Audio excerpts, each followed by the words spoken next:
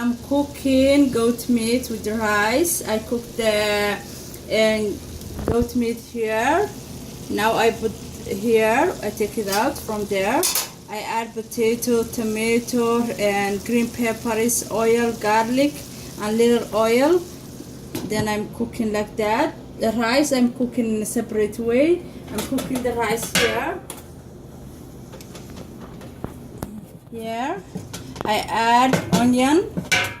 I add green cardamom, and I add cinnamon bark, and I add salt. So, and I add oil too. Now I'm adding the rice here. Now I add the rice here. When it's dry out, I'm gonna add the soup, and I'm gonna put the oven, and I'm gonna turn it on 350. Now I add the soup here.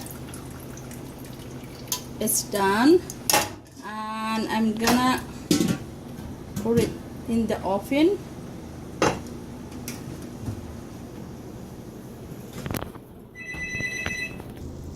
Now the meat's done and the rice is done. I add little coloring food, and here you go, the food.